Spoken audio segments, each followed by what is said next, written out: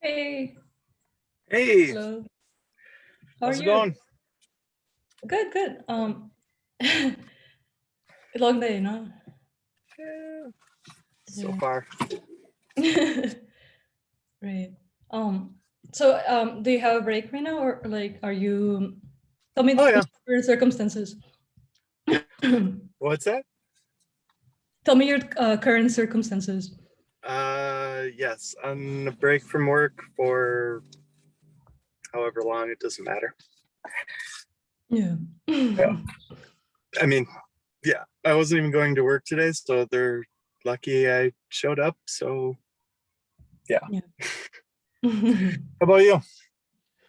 um, yeah, long day too. I think like yesterday, just a long day too. So Yeah, it kind of just builds up. yeah, Yeah. definitely. Ah, hello. Hello, Hey, Michael. how you doing? Good. You? Good. How are you? I am doing pretty well, thank you. Good. Good. I sadly just opened the Commune article about 15 minutes ago. I wish I had gotten through that Oh, one sooner because that was really gripping right from the beginning. yeah. Yeah. Yeah, I really enjoyed that. yeah. So I'll just get to it maybe right after. Yeah. Mhm. Yeah. No, I was, yeah, the whole time I was reading The Belly of the Revolution and that one, and then one other one, I was just kept thinking like we would have to have like a 6 hour discussion to cover everything that Mhm. there is to talk about. Was But what yeah, was the other one? What was the other one you came across?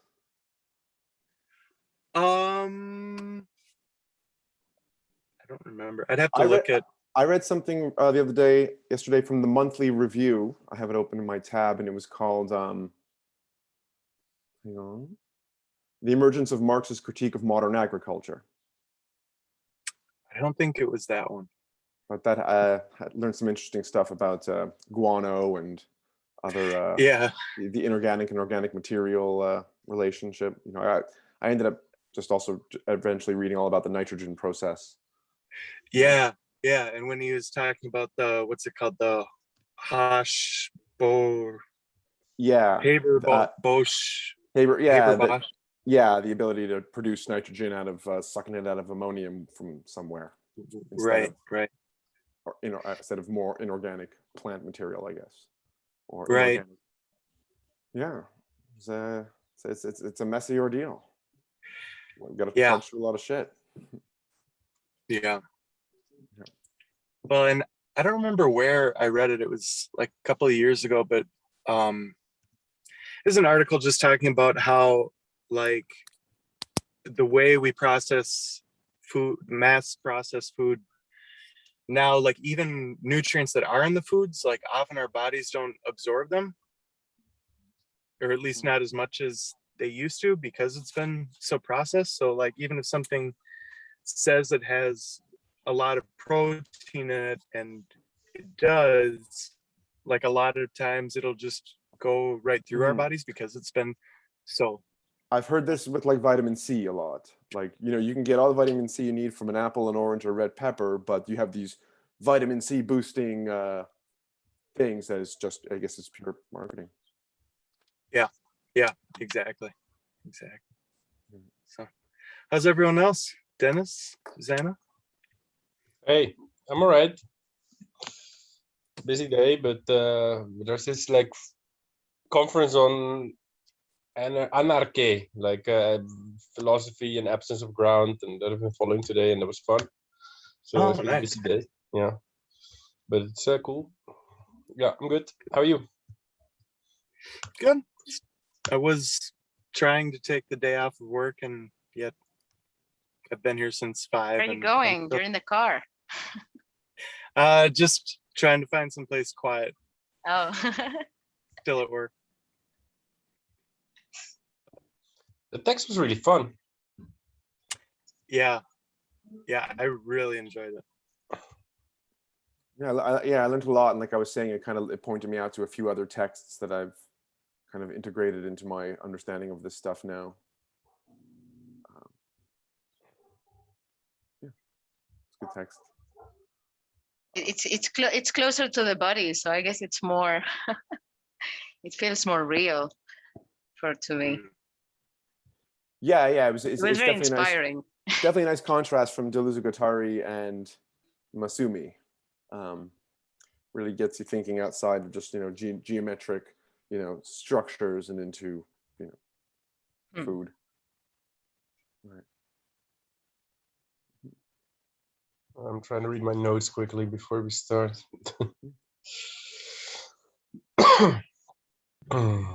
Where's the end? Come. Yeah, I don't think know. he was going to help facilitate, but I don't know. Anyway, do you have any outlines or anything like that? Maybe like we can go by general impressions so far. Like what were you expecting from the title, and what did you, by reaching the end, what was the experience? We also start gardening. Yeah, definitely. Although that's also a thing I looked up. Like we have now 4 hectares here, right? So I looked up how many hectares you need, or how many people does 1 hectare feed, and with the current diet we have, it's like 1 hectare per person. So that's sort of like disenchanting or whatever, right? 4 hectares is 4 people. Is nothing. Especially as you would probably Nothing. need to implement some sort of fallow system, so you can't even use all 4 at the same time. Yeah, but well, the way it is now organized is 1 hectare per person. It's just like fucking hell. Like you think you have a bunch of land, but it's fucking nothing. Yeah. Mhm. Yeah, I came across an interesting historical bit that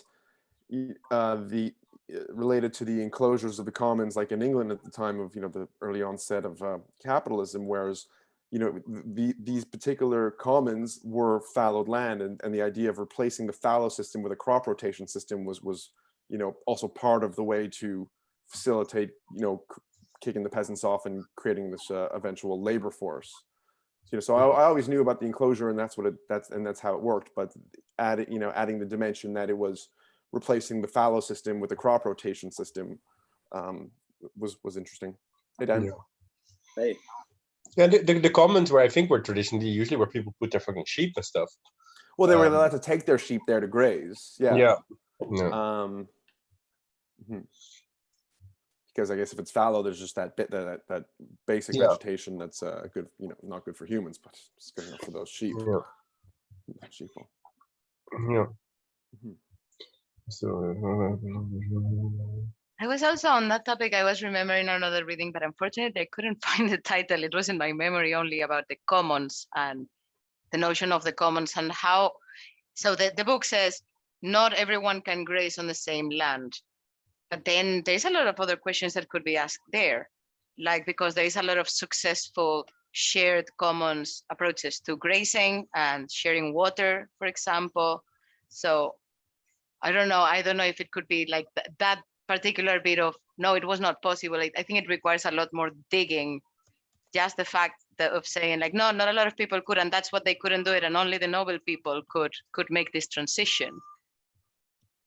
I wonder if it was just a question of acceleration there. They just basically had faster access to that rather than requiring more organization. Don't know. Yeah, or like whatever that line is, slowly at first and then all at once. I mean, I saw it as a one hand wavy comment instead of a technical comment of this is unachievable with a commons approach. Like that jump was unachievable. And also it made me think about current efforts that people do in automation using like Arduinos and stuff like that, that are like open source and communal and stuff. Don't know, anyone knows something about that? Because I think it ties with this nicely. No, I don't know. I know just more from like developers' perspective, not really like people using it. So. Yeah, I mean, I don't know about that, but I mean, I think one of the messages is that just technology alone to constantly improve, crop productivity is not the way to go, because it's short-term benefits for long-term depletion. So it's not just a matter of It's also interesting how it mentioned the idea of the romantic technological, well, the opposition that is romantic and post-romantic between like that technology and the commons they just cannot be together. That's it was an interesting line that I thought would merit some more comment, but. Mhm. Right. Yeah, well, I guess right at the outset he says, it's not a matter that technology is, as it is, can be the tool to bring about a post-capitalist future. All we have to do is get rid of the fetters, and that's the fetters is that technology is itself basically only is intimately tied up of the value system, and it's still the question is not better technology, but producing for different kinds of ends instead of producing for valorization, producing for direct needs. And I think that's probably what most of us assumed would be one of the major points coming through across the end. I think too, I mean, maybe I got it wrong, but he was talking about how, part of the problem with technology is that you can't escape. It was designed for capitalism. And so you can't just separate it. You know what I mean? Like a lot of these technologies were designed for, yes, increasing production, but also increasing it in a way that is maybe not conducive with the kind of world we want. I mean, these big farms, especially like around here in the Midwest, sure, they have massive production, but it's not done in a way that can really, it almost necessitates a ton of waste as well, because it's made to be put on a truck and shipped across, or it's made to be just completely depleting the land. And I don't know, like it just feels like the design of these huge mass farms out here, I can't picture how that could be used in a way that isn't, yes, right, To produce values, not use values. Sorry, what's that? To produce value, not use values. Right. Yes. But it's like you said, like it is there's the big technology on the farms, and then in the transportation, and it's like you said, it's not a bunch of technologies, but technologies is a technology of interconnected systems. Right. And the larger it is, the more interconnected systems, the more it becomes, how much can we just increase for the sake of increasing in this kind of race towards the bottom. And And using the word technology is complicated there, because what do you term technology? Like, technology is just one thing. It depends on how you create that technology. Imagine breaking it down. Let's apply technology just to watering, or just one very specific thing. Okay, so then can it be done in a sustainable way? That's a question that could be put into design. If it was not put into design, then whose fault is that ultimately then? And how can you repurpose it when it's a core part of the design? And like Michael was saying, how, again, technology is a tricky word to be using, but like all these technologies are interconnected. And early in the paper, when he was talking about what, like the Olympian point of view, or like, okay, if I was put in charge of everything, like I could make it work. And like, okay, so technology to make nukes is bad and technology for this is good, so we're just going to cut that. But you can't just pick and choose. Right. And then there's that concept of path dependency. I guess that's kind of like the technology in a metaphorical sense, like has its own trajectory, has its own drive, has its own destination, which is kind of put in there at the outset and really hard to break off from it. Well, and it's also it's what facilitated the fucking 8 billion world population, right?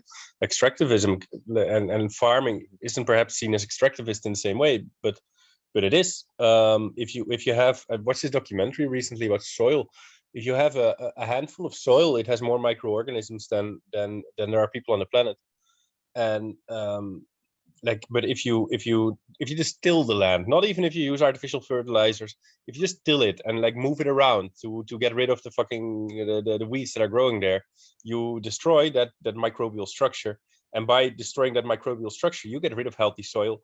And there is now, in the documentary, they claimed at least there's enough healthy soil on the planet for 60 more years, and after that we ran out of healthy soil. Which is that's a problem, because then you're gonna have massive food shortages. Also we are connected to groups that do like agroforestry and that do things in a way that is as productive as this kind of like industrial farming, without destroying the soil, and that's possible. It's just more labor intensive, and most people don't want to deal with that. Yeah.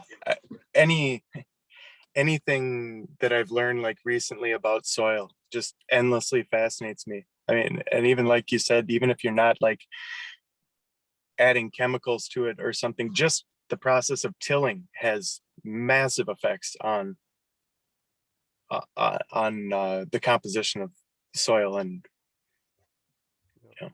but then like the conclusion is just like a bunch of people are gonna die, right? That's the inevitable, unless there's some technological fix to it. But yeah. Yeah, I wanted to like the death villages. Sorry. Oh, sorry. just wanted to ask something. Like, what do you think of the parable, the introductory parable to the text? Good one. The like patrician. I think, yeah, I have the name Agrippa Lanatus. How do you react? I mean, it's a pretty strong way to begin an essay, right? I mean, it's like most of the first page, right? So when you read it, like, what interpretation did you get from it? Where do you think it was going? I was tricked. At first, I thought it was going in the opposite direction, where the belly would be a metaphor for the people who need to get fed, who are being starved right now, and how they are really important to continue the process of a healthy body. But then I realized it was quite the opposite. The belly was just this passive consumer that kind of dictates everything. That occasionally, I guess, is supposed to be able to give back. And I guess that it was that giving back and that the metabolism that played in. But I guess I felt a little tricked, or I realized I was duped at the beginning. It also reminds me of a vulgar joke that I heard once in a long time, where the belly is replaced by the asshole. But, yeah.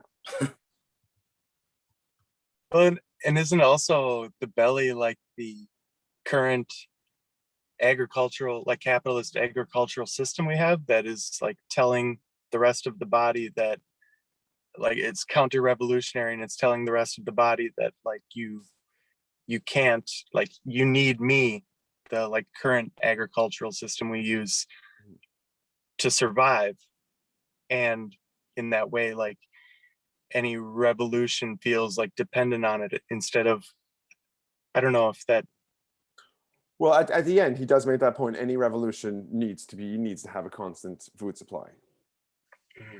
Yeah, I mean, I briefly look up the background of the parable. I was just curious, and I think it was like the conditions in which it was created was by Agrippa, and like he was part of the patrician class, and the Roman soldiers, I think, like they were like in the first secession or like strike, and he invented this parable, I think, to kind of like justify the patrician model into their society, and it like ended up as a consequence allowing the tribune of the patricians, so like they kind of like finesse their way into the bureaucratic system by mentioning like, no, you guys need us, like we might look like inactive in this process, in this mode of production, but trust me, without us, it's like very interesting, because later on it goes into like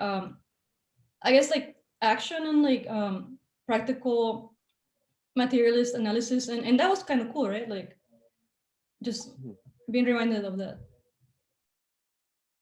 Yeah, but like what you said about the belly, or the patricians, using this as justification, say, see, you need us. It reminds one of the typical boss or owner or capitalist who might do some organizational work or managerial work or accounting work, and then elevate that to say, see, you need me, when in fact any of those tasks can just be considered a normal labor task performed by someone working together with everyone else. But yeah, you need me. I put it, or even if they don't do anything, like just the fact that I own the capital's the magic glue that puts it together. I have it. You need me. Here it is. But I didn't know any of that about the Romans and the patrician. So that was interesting. And later in the essay, he gives just some kind of concrete historical examples of like some revolutions that were starved into submission, like the Spanish the Spanish Revolution / Civil War. He gives the example of how like the Francoists controlled the best land basically, and that's ultimately maybe what won, what allowed them to win. The partisans on the other side, the Republicans and the anarchists and stuff, had to resort to what he calls like military or police actions and requisition, food against peasants' wills and things like that. So it's just, I kind of looked at the parable, the thing at the beginning, just as kind of a lesson that all revolutionaries need to always, kind of have first, like central in their mind when they're, considering revolutionary activity, just how are we going to eat? I mean, I always heard about the Spanish Revolution that like the reason it sort of failed was that Hitler sold arms to the other side, and then That the too. Soviet Union cut off the anarchists and the communists in Spain. But I haven't read that book, Paul Preston book about it. I want to read that soon, actually. But I would say, as a Spanish person, anecdotal experience, like the two most important topics that when you talk with an old person like my grandma or some grandma about like the Civil War, it doesn't matter what side they were on, it will always be like how horrible it was, but hunger, it's top of the list. Wow. Like honestly, it's not even a joke. Like it's just the sentence that you will hear. And like, for example, how my grandma, she said she was from the city, and she said, I only survived because we had a family that had a little farm in the countryside and will send that boxes of food.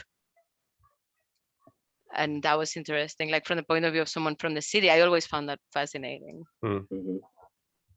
But it's true. It's true. Hunger was a political and like body weapon. And I know this is anecdotal too, or literarily anecdotal, but there's a couple of even Hemingway short stories during that time in Spain where there's examples of them of rebels or Republicans coming in and forcefully taking food because they need it, and creating little rifts in the villages where people are kind of sorted for them, but mostly everyone's just worried about their survival. So yeah, first, every revolution needs a steady food supply, and then second, you can't have like an active authoritarian police force to try and like manage it so much. Mm-hmm. Yeah, and hunger is the thing that drives the most sort of survival-oriented behavior, where people are gonna, regardless of the moral ideals they might hold, the self-interested behavior is going to override those ultimately, without the infrastructure in place to be fed. Right. The three things he mentions is pilfering, hoarding, and marketeering. But I mean, obviously, you can go much further than that, right? All to cannibalism, I guess. Mm-hmm. Hunger. Yeah. Wait, Rodrigo, do you want to tell us about like Salazar in Portugal a little bit, since we mentioned Franco? I'm all invested in out the field there. I was actually thinking about that, how the argument usually even now today mobilized against the Estado Novo is exactly there was a anger all the place, like the country even today it's very centralized, but most of not least the cities that weren't, if they could be even called cities, because this country was was complete chaos. But the argument usually mobilized against the Estado Novo to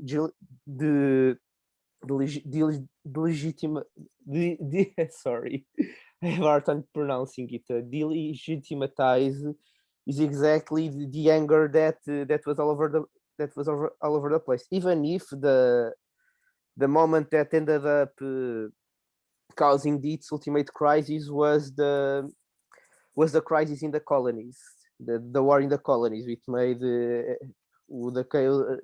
made everyone be again. It was a lost war and everything, but it's interesting how anger, even at the level of common sense, it's an argument that it's usually invoked. Like even, for example, again against the Soviet Union, it's exactly that's invoked. Oh no, communism is anger.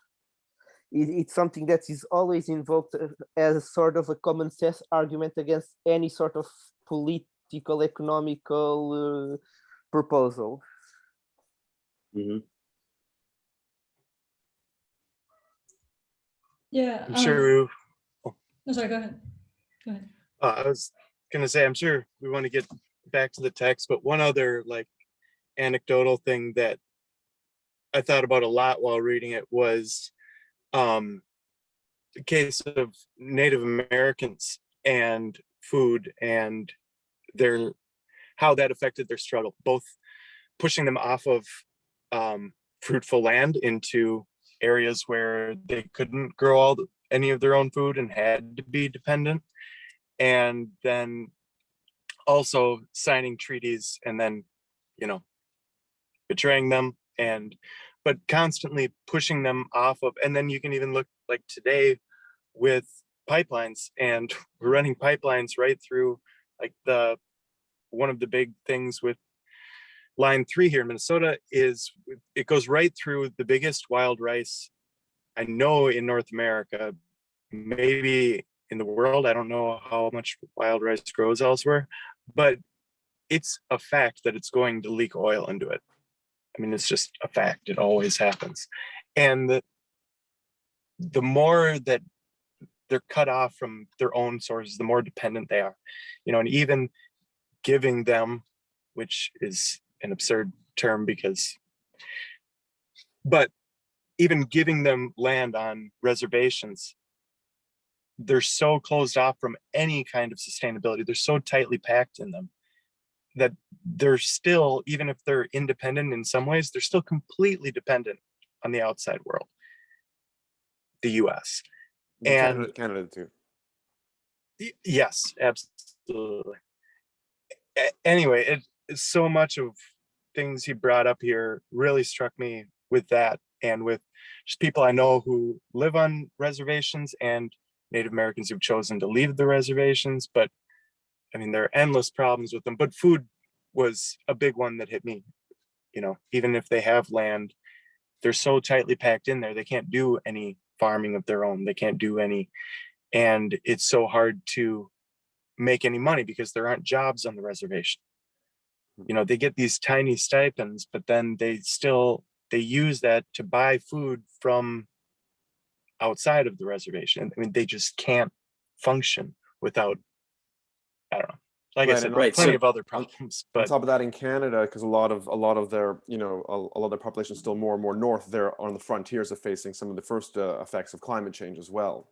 Mhm. So like Yeah. this past summer, there's been some of the annual rivers were just like much higher than usual, and you know, wiping, you know, starting to take Yep. down villages. But that's just one example of the many ways that's gonna.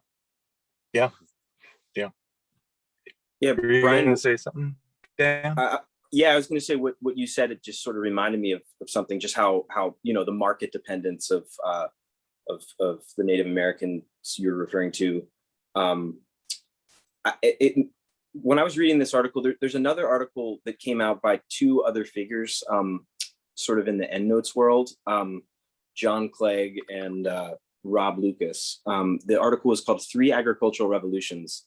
And they draw heavily on this essay, actually. I would recommend it as sort of supplementary reading if you liked this. But they asked the question right at the beginning, like, you know, capitalism's a lot of things for a lot of people. It's a complex totality that has many, you know, facets and aspects to it. But one of the most like basic and simple determinations of capitalism is the fact that it separated people historically from being able to produce their own food, and made them market dependent on earning a wage to then purchase food.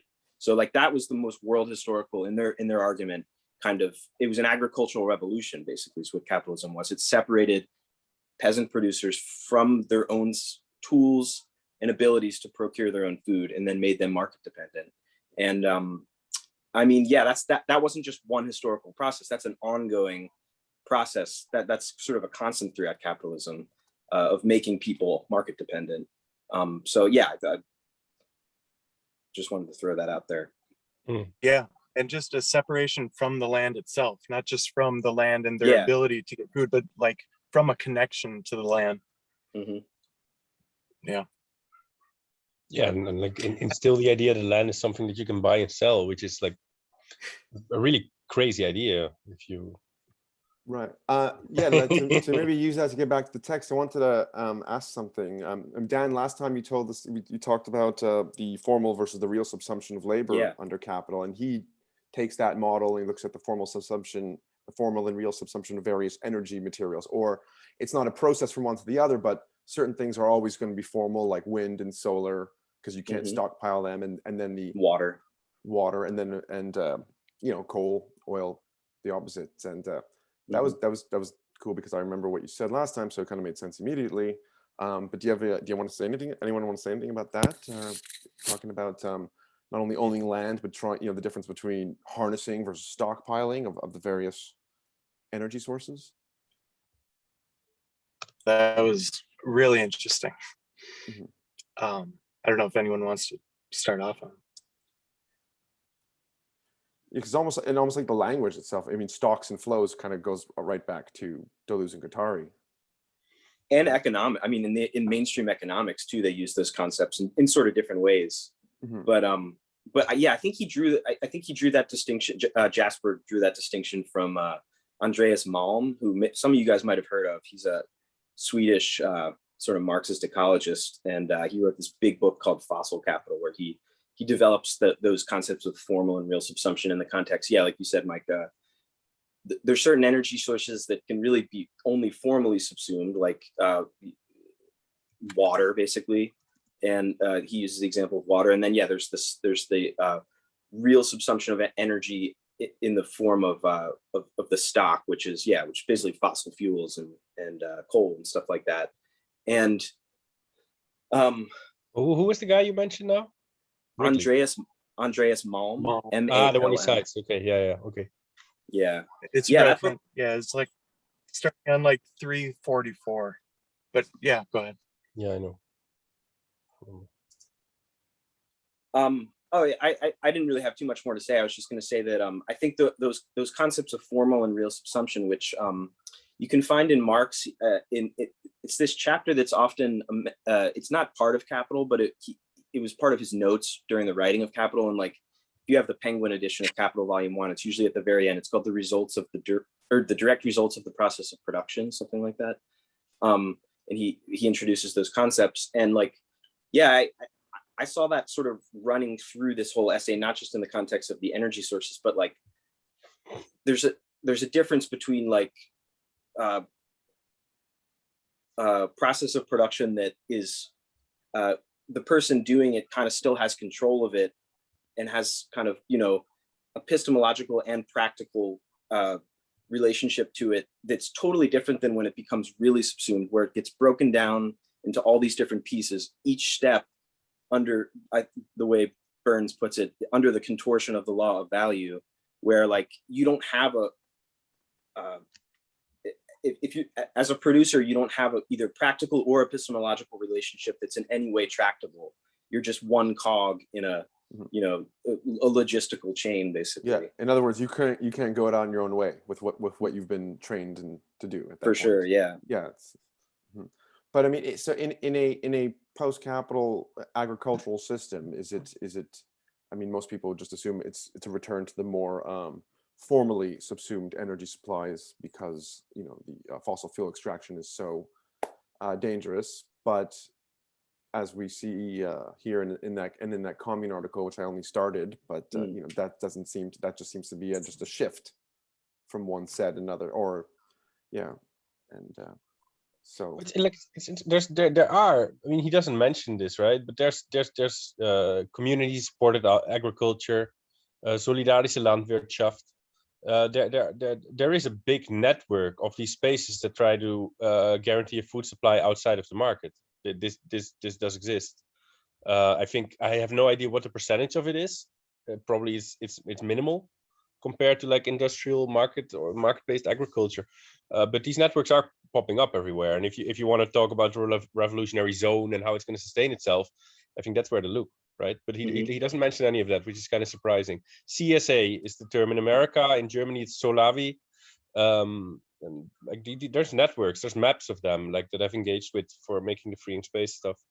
And another reference that I wanted to bring up is Wrigley. He wrote a text called Two Kinds of Capitalism, Two Kinds of Growth, and that's probably going to enter my new book somehow. But it's like, yeah, you have this cyclical. Well, he doesn't use these terms, but you have this cyclical temporality of photosynthesis versus linear temporality that's really predicated on the stock, on using fossil fuels and stuff. And these are very different growth models and very different experiences of time. You have a different experience of time if you need to wait for trees to grow in order to fucking heat your house or like cook. Anyway. Yeah, and towards the end, he's criticizing Mom for saying that we could go back to the flow, but basically keep everything else as it is. And he says, even if we're doing it with less, carbon output, why should we conform to the abstract spatiotemporality of the capitalist system is already built up? In the Commune article, he talks about how we can't just retrofit the world we live in today with clean technology. The world itself kind of has to go, so to speak. The abstract temporality of capitalism, which goes along with what you're saying about temporality.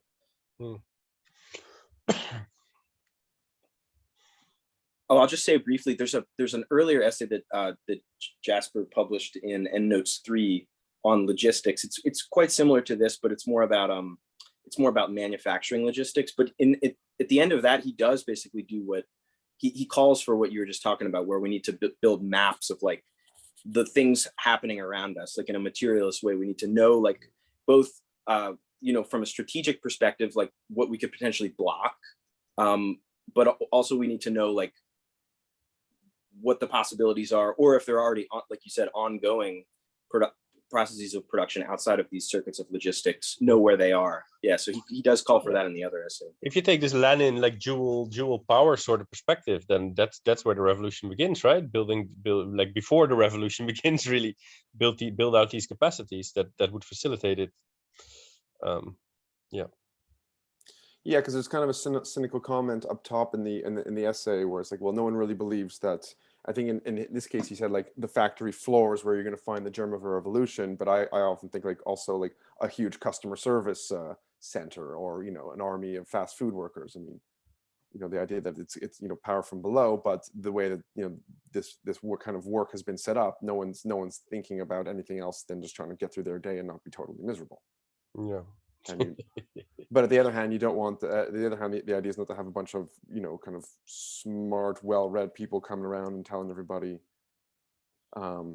this is the way we got to do it.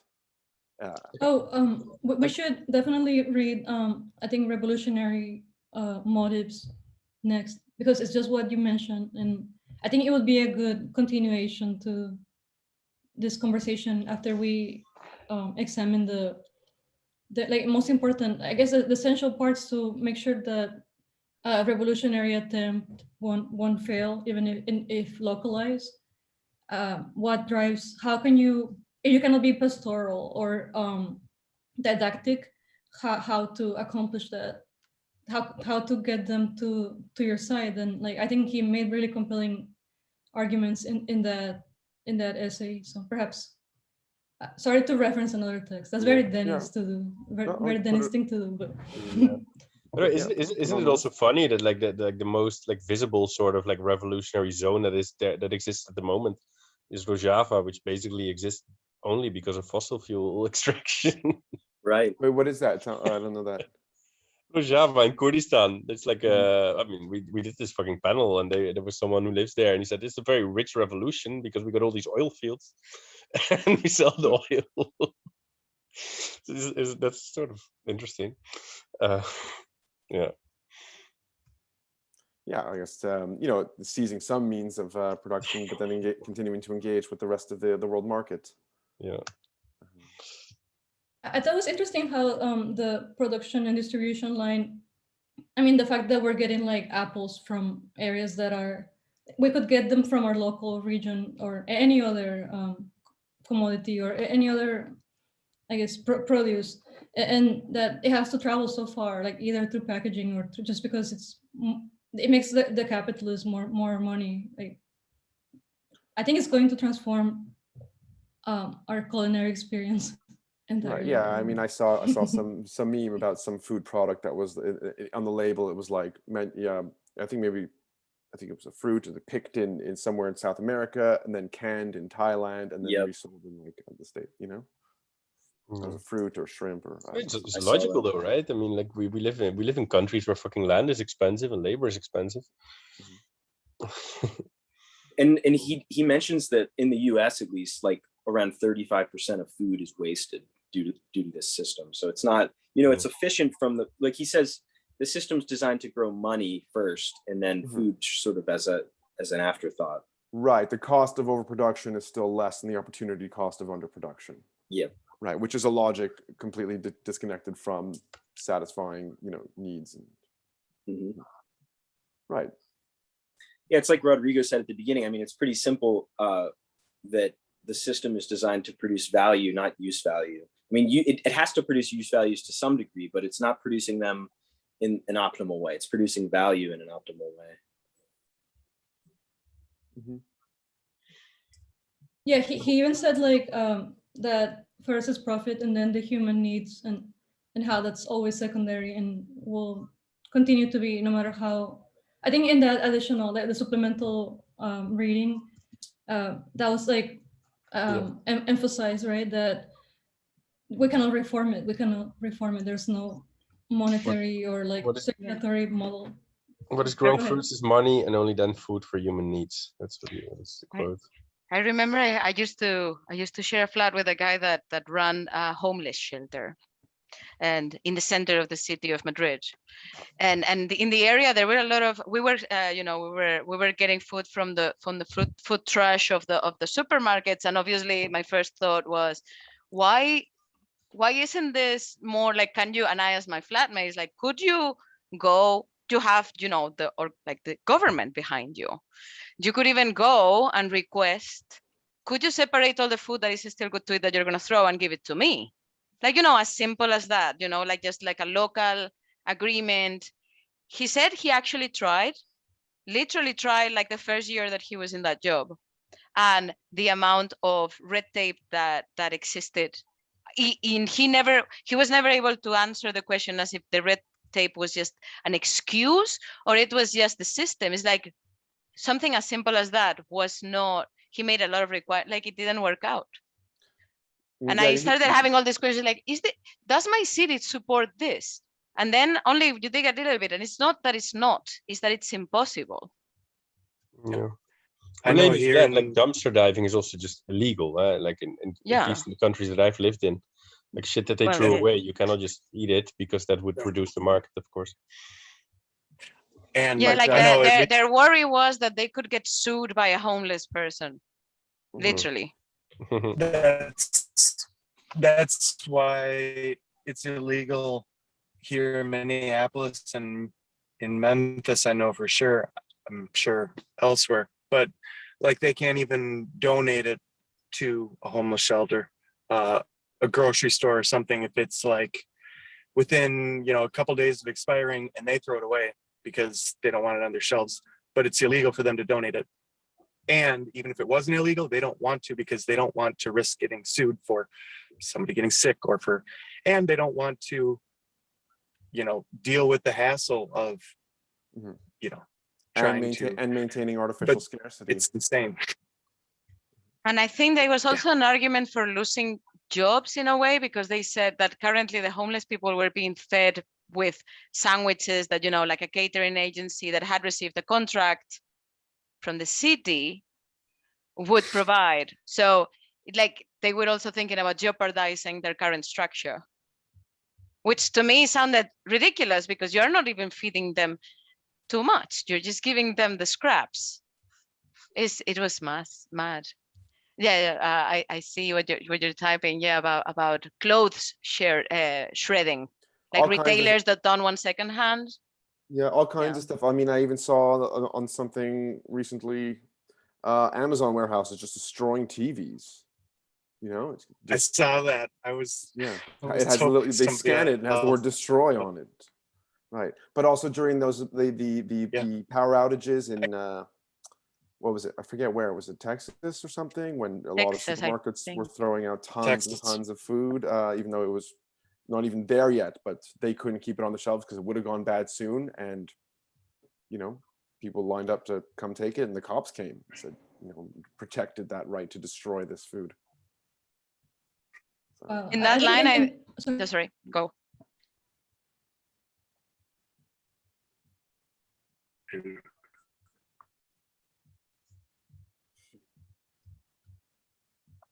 No, you go, please.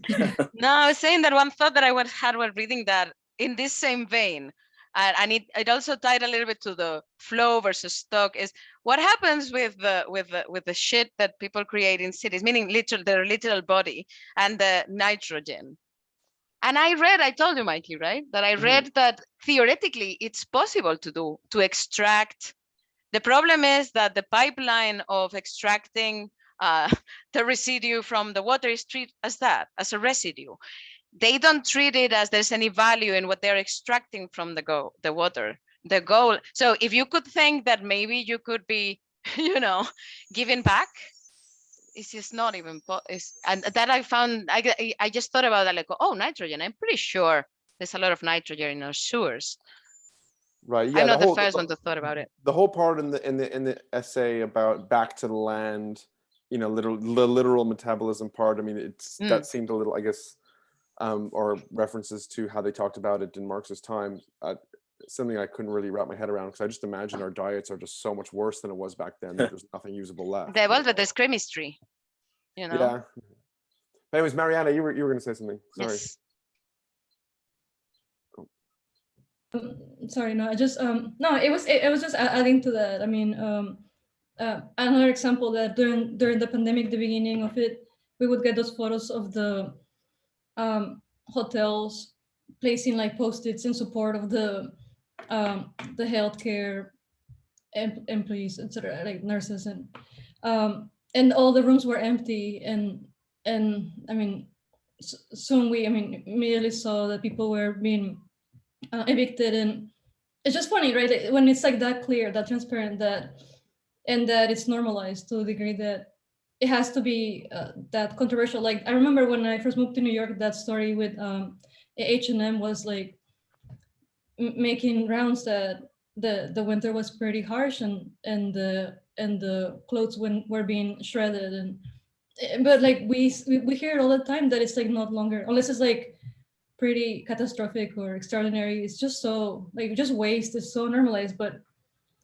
yeah, sorry, let's just add into that. And it's not just the waste. It's the which is at the back end of it. It's the overproduction at the front end of it all. And it's just so much.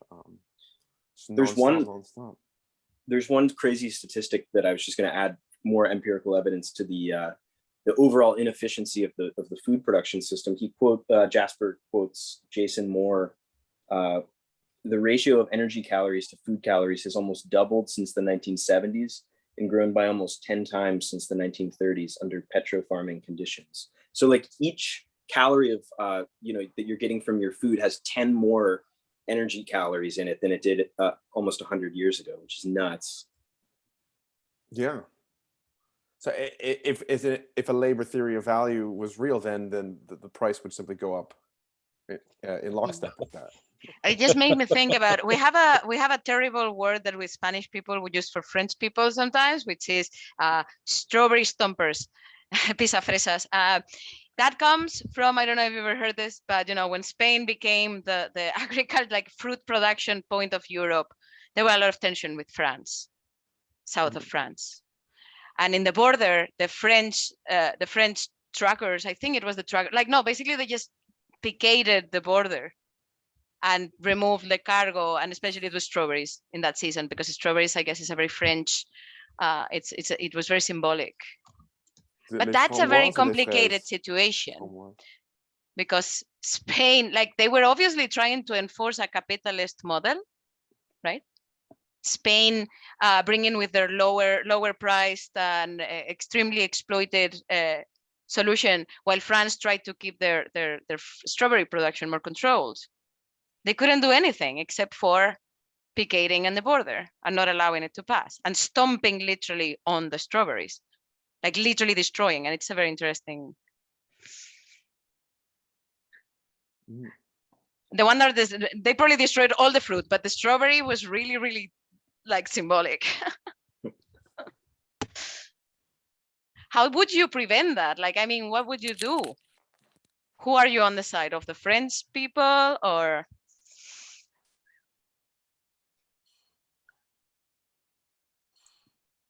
I think when it comes to that, in the supplemental material, it was suggested that it's always brought up as impossible to, and like the approach as a reformist is always like the most sensible like path towards action.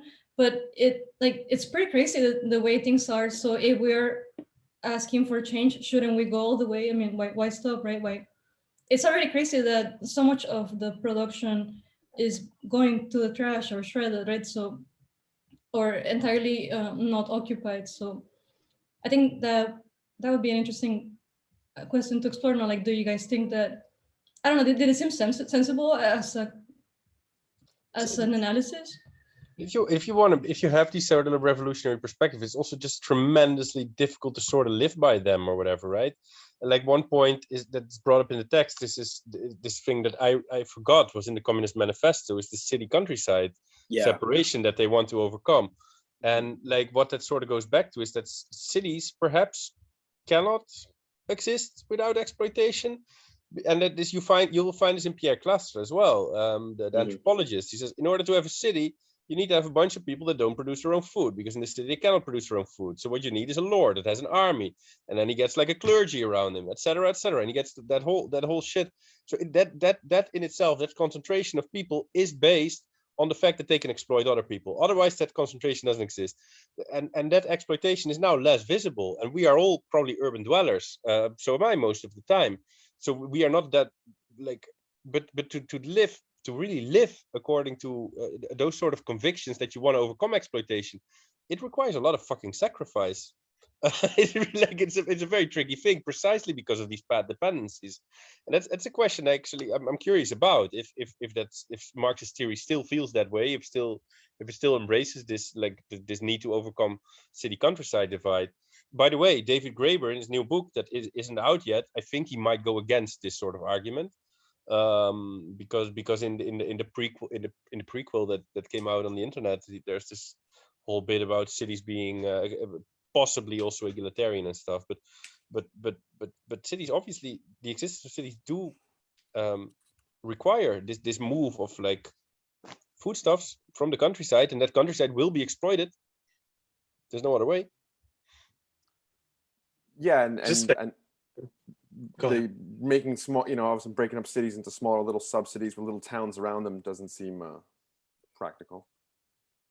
Yeah, And just like putting a bunch of veggies in your balcony is also not going to feed you. like as I said, we need 1 hectare per person with our current diets. That's insane.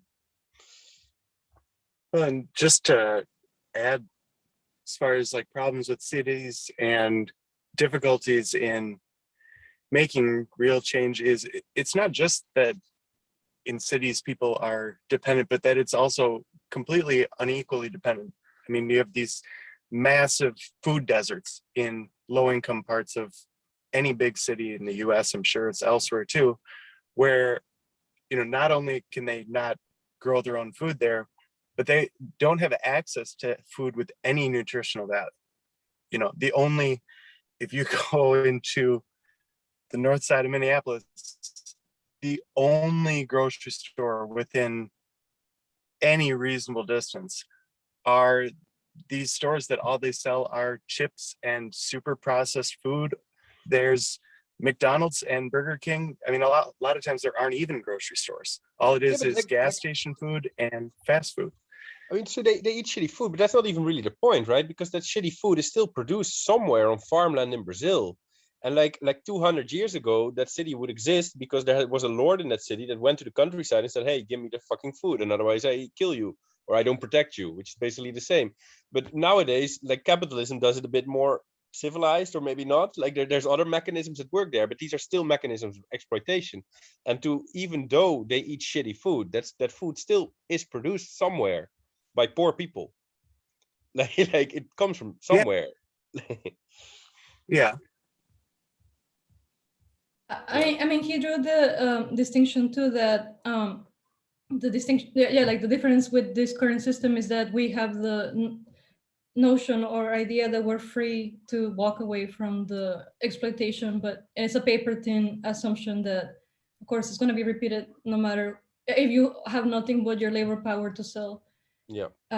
You're going to no matter, like it'll reproduce itself, like the conditions. But I have an example which I think you were heading towards. Like I was recently in the Azores Islands, which are like so like fertile, like fruitful, like everything grows there. It perfect conditions for agriculture, and because it belongs to the EU and Portugal, like I know like some of you guys have been there, and it is kind of a food desert, and like the gastronomy does not reflect the, I mean really like I oranges and all things like really rot because nobody knows what to do with them because it has to adapt to the cultural standards of a very different capital city or like culture which does not have or share any of the conditions climatologically and like temperature wise or like rain. And it makes you wonder though, like we just don't know what uh ultimately, like isn't it funny that, sorry I guess I'm hungry, but like just thinking about food and agriculture, like like we like the cultures that have maintained any like cred in regards to their culinary arts are those that like did like through like their native or indigenous societies maintain like their roots despite colonization, or like just like resisted and like still reflected what the materials, I mean this might be like a pretty crazy claim to make, but like um what we consider as like, sorry, you know, maybe this is like crazy, but um just like it's those that are like directly drawing and transforming and not applying a framework of just, it's crazy though, like Azores could totally have introduced like the pineapple which grows all the time there, and it's just because they have to go through the procedural approval. I don't really know much about it, but like just, I mean you saw that, guys, right? Like it's crazy. Sorry. Well, the way that like some like localized cuisines are the direct result of whatever they naturally have always had, you know, versus when you say, oh, the food in New York City is great, you're just referring to this kind of hub of global importing and combination. There was an interesting opinion piece in the Guardian, I think this week or last week, about Brexit, but about the, you know, the notion of empty shelves, and but trying to be critical about it is like, to what extent do I need like a prickly pear in November because I want to make this dish that is like, I don't know, Thai, I don't know, like whatever combination, I don't remember the example, but you know, like a very exotic fruit that was being imported from by a European distributor probably, and because now Brexit is on, is not arriving that fast. You know, but like suddenly, so it ties with what you were saying, like cuisine being localized. I guess everyone that has traveled a bit, I guess a good thing that has Mediterranean food is because like we are, I think as a Spanish person, because the fruits and vegetables that my country produces are the ones that are exported. When I travel, my cooking is easier to achieve, the cooking of my country. You know, try to cook something Southeast Asian if you go to, I don't know, like South Argentina, you're not going to have a chance, but then you will adapt. Like you will first have to change your mind and start cooking with whatever you find there. So I guess there's also a little bit of an over expectation there, that I'm interested to see what will the British will come up with more of their local cuisine now. That would be an interesting hypothetical question. And just to throw it out there, like I do love international cuisine. I do love I can get a lot of different stuff where I am, both in the supermarkets and in like, you know, cheap street foods and nicer restaurants. And you know, as much as I know that, you know, if everyone was doing this all the time, you know, it'd be, you know, our days would be numbered. But you know, I don't want to pretend like I'm all gung ho about completely like locally produced, very, very limited all the time. I mean, we've grown accustomed as urban dwellers to certain things, and what's going to ultimately suggested is that we need to produce less, we need to be more modest with what we eat, we need to have less expectations. And is it really just, you know, if the technology is not going to be able to do it, if the switch to a Green New Deal is not really making any difference, just kind of shifting it around, is it just the answer, just less? I mean, I'd like to get rid of like things like cars first before I got rid of things like, you know, great foreign imports of food to where I live. But Yeah. Well, yeah, I mean, at the end of the commune essay, he does basically call. He's I don't have it in front of me, but he makes some concrete demands. Like, well, one thing is less concrete, less steel, less air travel, except for essential purposes. Passive heating and cooling system in houses. But also he talks about how the one thing that we'll have a whole lot more of would be free time. So it's not just a loss; it's a gain in a lot of ways. And also in this, But is that true though? Like, I mean, yeah, I know he makes that claim, and I read the article as well. But one of the implications of this whole setup is that we're gonna have to spend a bunch more time growing our own food and being involved in the food supply that now we just let other people do for us because we work on fucking tech and make 30 euros an hour, and some Brazilian dude makes it for 2 euros an hour or less. yeah, I mean, he does say in this article, in the U.S., only 2% of the population produces food for the whole, 340 million people. And even he says, even if we're going back to more manual oriented labor, like there's still product. It's not like we have to go back to primitive medieval farming techniques. There are still some things you can reconvert, some techniques, even if you're trying to reverse the green revolution, which is what he wants to do. But yeah, I mean, I think he does state in this article that yeah, it'll be more labor intensive, but that doesn't mean it'll be backbreaking labor, like hand drawn plows and stuff like that. Yeah, I think I would love to work on a farm if I wasn't working, 60, 70 hours a week, which is what at least most family farms do, because they don't even own their own farm. They work 60, 70 hours a week and they are in debt at the end of the year. But like if it were a job that were, working like 30 hours a week and there were way more people doing them to split up the labor, I think that would be an incredibly attractive job for people. People like Me too, yeah. farming, gardening. I would love to do that. Same. Right, but if reminding of what we talked about last week, it's not always going to be the fun stuff. What about like the garbage collection? You can all come garden here if you want. I'd love to be a garbage collector. Sure. I think like there could be a. Sorry. I don't remember who said this. It might have actually been Graeber in one of his books, but like if there was a sort of job sharing system where you were a garbage man for a small portion of every year, there would be more of a carnivalesque like dimension to it that could be like, it wouldn't be the same work as it currently is where it's a profession. Like it could have these cultural and social kind of celebratory, carnivalesque dimensions that it doesn't currently have. With gardening, that's tricky though. Like it's a skill set, Oh no, I meant garbage collection. Yeah, garbage collection. That's probably easy. I don't know. But I would say that's what I was going to say. My critique to that would be, yes, piecemeal tasks are great, but how do you achieve experience? I mean, maybe that's already a capitalist way of looking at it. Like, like we're going to get more value out of it by having expertise, but there's always a value at having someone that knows what's going on, or like a few people. I don't know, like, so I guess that's a question of dividing the task and remembering that their organizational tasks are also tasks, I guess, in a way. But at the same time, I mean, Dennis brought up the task of breaking down the division between town and country, which was very central for 19th century revolutionaries, for anarchists like Kropotkin, for Marx, but also the breaking down the division between mental and manual labor. So like expertise is always going to be needed in certain areas like medicine and engineering and architecture and things like that. But it doesn't mean that we have to have the same division of mental and manual labor that we do today. I mean, a lot of things could be deprofessionalized. Like, I don't know if any of you read Ivan Illich, but he talks a lot about how like a lot of what we know as medicine currently doesn't need to be done by doctors who go to school for 8 years. We could train people with syringes. We could train people with dental drills. They don't need to go. It doesn't need to be this monopolized, professionalized system Yeah, also breaking down the traditional barriers between like, oh, now you're training and now you're a professional. You have to like get over this hump. But yeah, it could be a gradual process with various, practical and training things throughout the whole time. So what if someone doesn't want to do it? That would be the classic question from a commons, like, what would you have, a freeloader or someone that just refuses?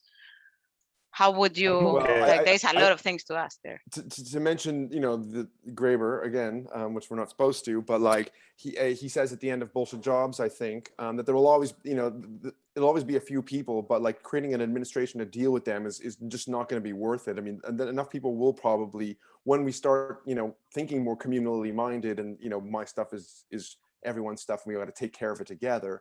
Just, it wouldn't be worth it to deal with the people who would just want to rip off the system. There'd be so few, and and it would only create more bureaucracy to start figuring out, okay, who's really this and that. So, I mean, that could be utopian, and who knows? But I'd like to think that if we were living in a different political system that was less individualized, more communalized, then we would start thinking differently and behaving differently. It makes people. So, I have an image that came up a while ago. Yeah. I would also say there's always freeloaders. There's freeloaders now. I don't. Yeah, but and they're personally, very it doesn't powerful. bother me. They're running the show now. And personally, it doesn't bother me. I mean, if we have, I don't know, if somebody doesn't want to do the work, freeloaders, then there's, I guess. Yeah. But I mean, if there's a community and somebody just would rather sit around and read or do art and doesn't want to, great. Yeah, no, great, absolutely. And if we had more time, I don't even consider that being a freeloader. Yeah.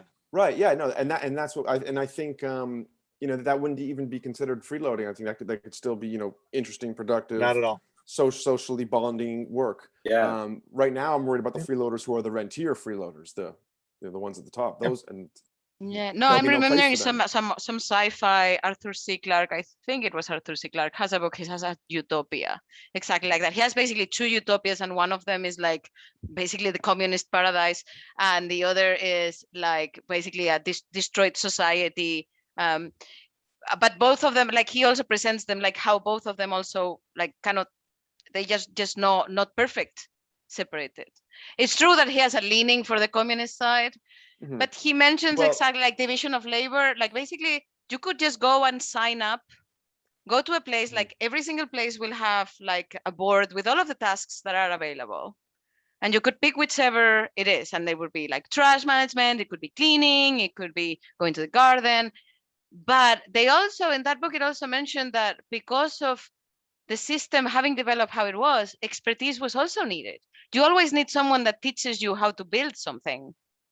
For example, and they also said one of the so not everyone, like the thing with the speed and the time was very interesting. Like most people will live happy in that environment, but some people will not feel happy, and then some things will be left undone. Some people will create their own little ghettos of knowledge, and that creates rifts in a society as well. So, I mean, that's what I asked that question. It was loaded. Not because you say you don't care about freeloaders, but in practice? Yeah, I mean, I can second that from the What do you perspective. mean? Oh, sorry, you go first. No. I was just wondering what you meant by ghettos of knowledge. I didn't quite follow that part. Well, if you always pick the same tasks repeatedly, and you're the only one that answers all the questions, you create yourself your little ghetto of knowledge, and then you create a power structure there. That's what I actually mentioned in the book, that basically the main character, he wants to pursue more academic work, but basically the environment is very, very, very blocking for trying to be ambitious in knowledge. For example, it said that kind of structure really, basically because everyone that had that bit of knowledge will protect it. Yeah, maybe it's that one. Maybe it's like in Dispossessed. I think it's probably that one. I read them. I read Arthur C. Clarke and that book and 3-4 more at the same time. So maybe the utopias melted. But yeah, that book is And pretty I good nev- for this discussion as for utopias of this yeah, sense. I never even I'd finished like the to read it at test. some point. But here about freeloaders, okay, this is anecdotal, and this is like, I'm not saying this could be generalized, but of course, like here at the Foundry, we have this system, right, where people have a suggested donation that's supposed to pay for electricity, and if people chip in for that, then I don't even care what the fuck they do. And then there's people that come as volunteers, and they don't really have to chip in, but occasionally someone comes who says, yeah, I'm going to volunteer, and then there's like lists shit on the board that they can do, and they just don't do anything. And like it's a small minority. It's maybe 1 in 30, but it really fucks up the atmosphere because people start like, it fucks up the whole dynamic. It gets really on people's nerves when there's people like that. They're just smoking spliffs, and sort of that people feel they're like leeching off them or something. So like it's yeah, okay, yes, you as a structure, this is micro, right? So I don't think you can generalize this very much. As a structure, yeah, you can support those people. You can. It's not so hard. Like, it doesn't cost that much, but it kind of fucks up the whole dynamic. Yeah, there's Like- an effective dynamic, I guess. Yeah. So that's what I read mostly. I've read more in like how commons and are structured, following, like when you set rules, following rules, breaking rules, what happens when a successful commune works. For example, if a commune has freeloaders but has no means of highlighting or correcting, or even just making it plain to everyone that is something acknowledged. Just saying that it doesn't matter is not enough, because as you said, it creates rifts that could break a commune. And that's the important part. Like, at the end of the day, in these structures, you're saying these rules maintain the community. So if a freeloader comes, is not, so it's something to really think about. I'm not saying like becoming policing or anything, but I'm saying, yeah, in that sense. Anyway. Yeah, it's I mean, it's not something that should just be shrugged off. I think that, like, I do think that on a small scale commune, the dynamics are going to be different in this discussion. Like, when you think about in modern industrial society, like, you could strip away 50% of the jobs overnight, and like no real difference would be made in anyone's lives. Probably more, honestly. Maybe you could strip away 70% of the jobs. You know who wrote a book about that? Those jobs. You know who wrote No, I've never. David Graeber. Yeah, right. And in Graeber's estimate, it was around 50%. In another essay, Jasper Bernes actually says that it's probably more like 85% of jobs could be stripped away, and there's like 15% of the population that does the essential work, like growing the food, performing medical work, performing care work, and engineering feats and things like that, trash collection. But like, it's a small percentage of the population where it could be shared to the point where, like, even if 10% of the population didn't want to do anything and just like didn't want to get out of bed, it wouldn't really be that big of a deal if you'd had an economy that was productive enough. But yeah. Yeah, but then in our capitalist economies, you have this whole discourse of like welfare moms and those kind of terms that come up, right, for the freeloaders. So they're like, yeah, anyway. Right, but that makes sense in an oppositional where you have the welfare mom who's, well, maybe I guess it does kind of apply. I mean, this is like, I'm working, the government's taking away my money in taxes and giving it to them. It's just a way of approaching it versus another way, I guess. With I wouldn't put those two things in the same dimension, really. I know it sounds tempting, because one is you have a direct group of people in a commune that you are defying their rules against. It's a personal element. Well, here is you're going against the system that also abuses you. So it's a little bit different. Yeah, totally. But I know, like, the American hippie commune history is mostly like, I mean, most of them fail because of these interpersonal grievances and the emerging power structures and stuff, and the occasional freeloaders or the people who are having too much sex or not enough sex. And these are still little enclaves still existing in capitalism with people who've just tried to take off their capitalist clothes and get in there, but it's still so small and temporary that I guess the interpersonal power dynamics will be a necessary part of it. Unless but would they be as much a bigger part of it if these somehow were scaled up and interconnected and starting to create the semblance of a productive sub society that was that had a optimistic view of where things can go in the future.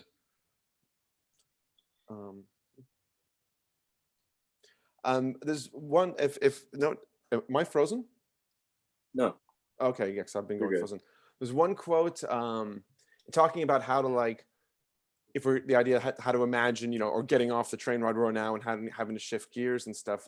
It's just a weird metaphor from the essay, but it was I wanted to bring it up. History is, in this sense, like a board game in which there are appealing configurations of pieces that the rules render impossible. These arrangements can never result from a sequence of play. And I guess Yes. that's kind of what we come back to over and over. It's doing it can it be done within the current set of rules, slowly, gradually working with it, or must one seize the rule book and tear it up? And I Well- find always very interesting to bring this and bring Withinga. Like if you've read like it connects very well, although it talks about books. with what? Like Withinga, he wrote the theory of games, but games through more abstracted notions of rule sets and following a rule and basically deciding to get into this rule set as an alternative reality in which things happen because the rules allow it. And that being the basis of game. And then he projects this into anthropology mostly. So if you haven't read that book, that's a cool. He talks about how society. So can a system be devised in which some of the labor is distributed out based on some sort of blockchain and gamification at the same time? Or is the gamification always a terrible idea because that just leads back to neoliberal individualized competition? Or in the Soviet Union, they had Stakhanovism, which was basically the equivalent to that. Have you heard of that? Really? Yeah, it was just an incentive system to try to get people to produce more. Yeah, I'm skeptical of incentive systems in general like that. I mean, if you're really serious about, like, he says at the end, like, taking the perspective of communization, which is sort of insistent on a direct transition, not using any kind of schemes as a transitional program, whether it's wages or incentives, but having a direct transition to communism, basically. And I mean, yeah, we can talk more about that at the end, because that's sort of what comes at the end of the essay. But I was going to say, Mike, I'm glad you brought that up, because his critique of technology at the beginning is closely associated with his kind of theory of revolution towards the end, about what realistically we can expect, how realistically we can expect a revolutionary process to unfold. And he criticizes this guy at the end, Alberto Toscano, who he's talking about how, like, some people are squeamish about the idea of there's an inherent, like, internationalism associated culturally and intellectually with the left, and the idea of, like, revolution breaking out in one place sometimes triggers ideas of revolution in one country and things like that. And but he says, realistically, there's not going to be a world revolution all at once. Realistically, it's going to break out in smaller pockets, and we've seen what happens when you try these other tactics of trying to trade with the external world. You have to keep up with levels of productivity in order to exchange at, like, reasonable rates, and then you basically just have to keep capitalism going. He says if you really want to make that direct transition to communism, you have to think realistically of, okay, what technology can I use? What just simply needs to be abandoned? So, like, the theory of revolution and the theory of a critique of technology are deeply intertwined. Just like, what's the most realistic way revolution is going to unfold? How realistically can we produce for ourselves with the technology that we, have, and not rely on these systems that currently provide us with our food and stuff? Yeah, and that technology as nature, right? So it's not just what kind of nature do we need to reproduce in order to sustain feeding everyone in a post-capitalist society. Yeah, it's also like, this is something I talked to Mariana about, I think, yesterday, and that sort of ties in with that. Like, I have a sense that in the 18th century, if, like, I've been doing a bit of research into that, and there's like ecology and class struggle often overlap in questions pertaining to the enclosure of the commons and stuff, and they were enclosed by industrial interests and stuff like that. And people saw here in Galicia especially that they were losing access to woodlands or resources of woodlands and stuff. But those things were framed in terms pertaining to ecological struggles, but they were also class struggle, and there was a conscience of that. And I have a sense, and perhaps I'm totally wrong here because I'm not a Marxist, but it's something that interests me, that the history of Marxism as it played out separated those two, and that you get terms like green capitalism and shit like that coming up, that in that 18th century perspective wouldn't have made sense, like would have been like an impossible step in the game or something like that. This is something that really interests me, but I just don't know enough about it. But in my sense, Marxism, well, he talks about that with the fettering hypothesis, right? Is somehow positive about technological development, just wants to separate it from capitalist interest. And that's how the history of the Soviet Union played out, and it's the history of how Maoism played out and all that shit. Yeah, I don't know if there's another kind of like Marxism. There is, yeah. I mean, I think there's right at the beginning, he kind of says that in the Grundrisse, for example, towards the end, the fettering thesis is kind of stated most directly. But in Capital, like on the section on the working day and on large scale machinery, it's the opposite. It's talking about how the development of technology is deeply intertwined with these inhuman imperatives of value production.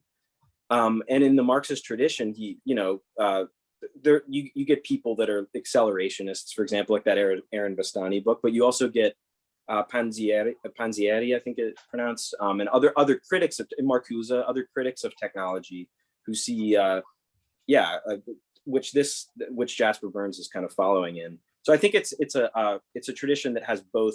The Marxist tradition theories of technology has both. It's diverse. In Marx itself, there's also the two sides. Yeah, definitely.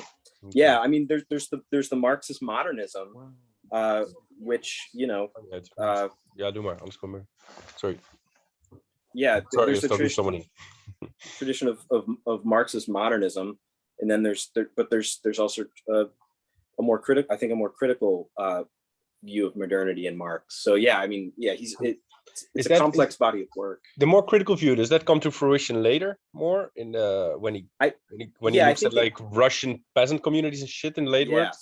Yeah, and there's a French intellectual named Jacques Camat who I think is really important in kind of unearthing the last Marx, where he's learning Russian and learning about these like property systems in rural Russia, and he's wondering if like it would be possible to leapfrog over capitalism directly into communism from these more rural areas. And that was kind of the question he was plagued with at the end, taking some advantages of some technologies that have been developed in capitalism, but not having to pass through. So by the end of his life, I don't really think Marx was a stagist anymore. I think that's more the middle period, like German ideology, but I think he kind of moved out of that. I've seen that argument before. It's also a fascinating thing, right? That I mean, Marx was both an analyst and a prophet somehow. And as a prophet, he was always wrong. And like he predicted the revolution to come soon because of the internal contradiction of capitalism. And he predicted it to happen in the most industrialized countries. And A, it didn't happen soon. And B, it happened in a fucking semi-peasant society in Russia. So in that sense, like the Marxist schema, like didn't really play out, which doesn't invalidate capital by any means. I'm not saying that, but yeah, and it's interesting that Jasper Bernes also pointed out that basically all 20, or I think he says 19th century revolutions, perhaps also 20th century revolutions were peasant revolutions, basically agrarian revolutions. That's fascinating. I'm totally going to use that. Yeah, and it's the failure of those. Sorry, I was gonna say, even the Bolsheviks stress the importance of the workers and the peasant of the alliance of workers and peasants. Yeah, and I was going to say it was precisely reckoning with those failures of that prophecy that at least gave us some more sophisticated takes like Adorno and stuff, where it was just not looking solely at whether the material conditions were there, but also all this psychological engineering that goes into place to prevent people from seeing it, which is for me very it's a big part of the way I like to think about things, that psychological and capture and emotional capture. So the failures were fruitful in that way. But yeah, what we were saying about whether the stagism versus not stagism, that rings true with, I guess, what he's kind of coming to at the end of the paper, where he's talking about Bernes is also not talking about like we can't really look at it as a stage thing. We're going to go through social democracy and then this and that, but it's a geospatial, I think is the way he puts it. Yeah, I like yeah. that a lot. He says leftists and Marxists have focused too much on revolution in terms of its temporality as a process that unfolds through stages rather than like spatial breaks from the logistical capitalist system. I like that part a lot. Right, well, that would work. Territories. Yeah, because that would work well with the idea of, you know, you doing your thing there, and if and when that grows, and if there's others, I mean, that's the geospatial, you know, networking that is a little more feasible than any kind of waiting for the. Yeah, I mean, not to plug our own little projects, but that's the whole thought behind freeing space, you know. I meant not Foundry, but I meant freeing space. But exactly. Yeah. Well, and it's also how we improve upon and build on, you know, if you're just waiting around for some big revolution, you know, then how are you going to like make tweaks and stuff? Whereas when there are little things popping up all over, you can pick up, hey, that worked over here, maybe we try it here, maybe do something different. Or right, and thinking temporally is very much thinking in lines with value, you know, old value theory. You know, things go through you know, a production process, an exchange process, value creation that redirects it. But, you know, thinking more spatially is a little more holistic, and that's one way to kind of think by taking value out of the equation of how we organize productive processes and for what ends. So Yeah. then what? More gardens in more orchards in the city. More rooftop gardens, yeah. I mean, back More to that, rooftop right? gardens. What do you think?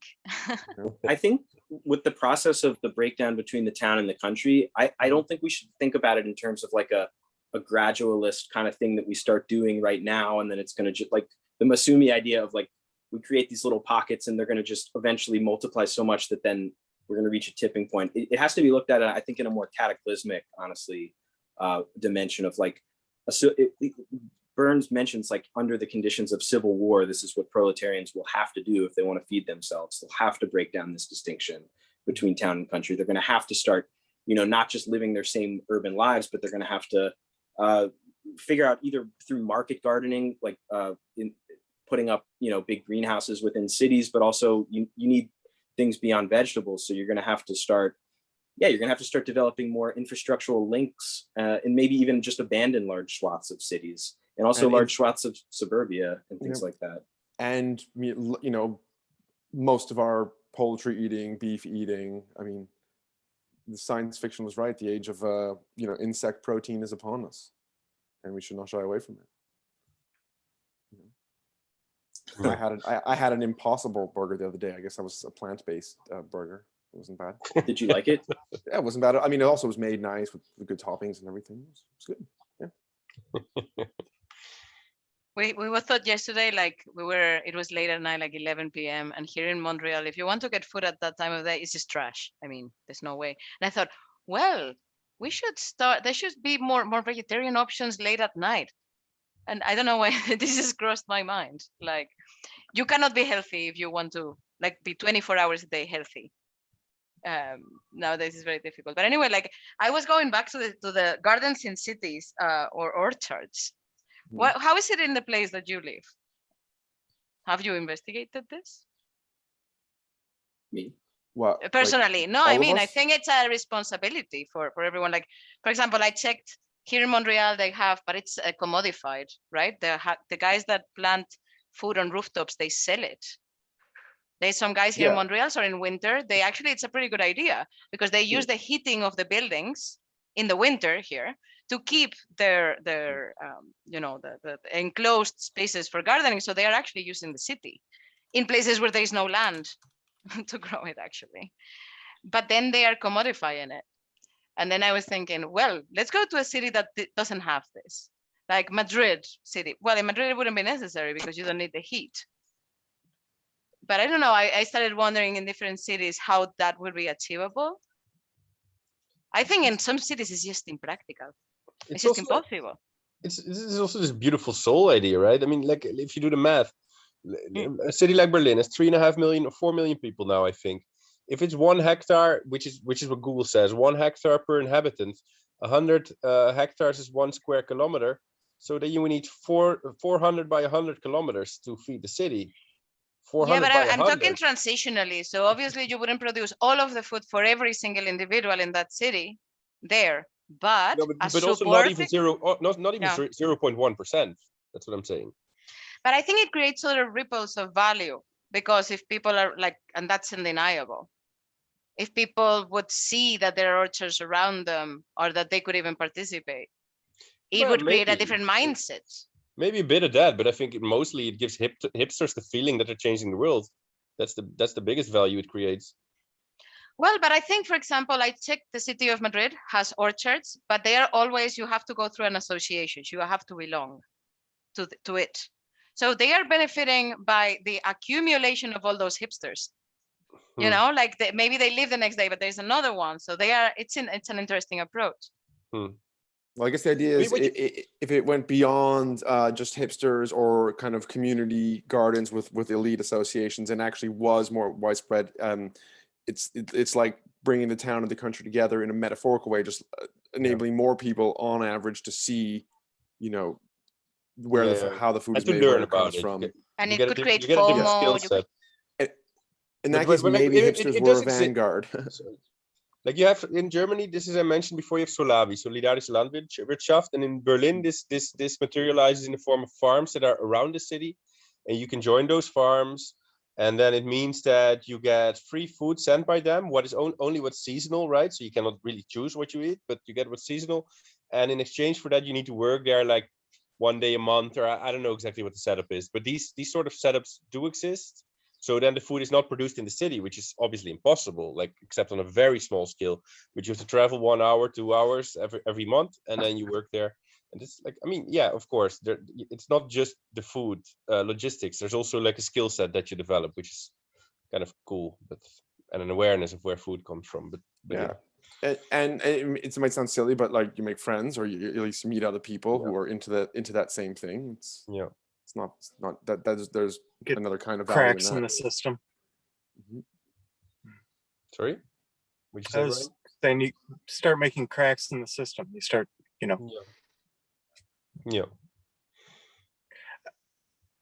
I also It has think one about advantage, that it wouldn't have the people going on holidays to do it effect. It's more local, and for that reason, you wouldn't have that effect, I think. That's true.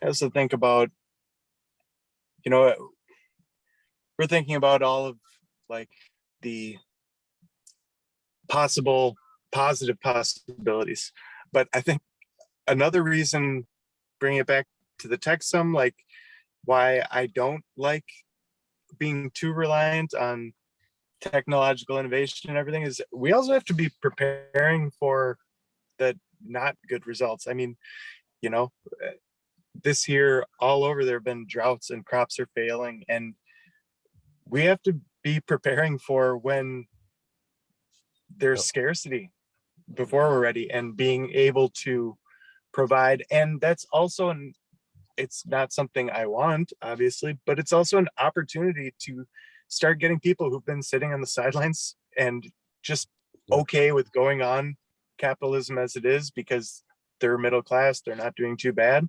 But when all of a sudden there's scarcity or something and they're looking for an option, they're going to either be looking to fascism, or they're going to be looking to hopefully something that we start building.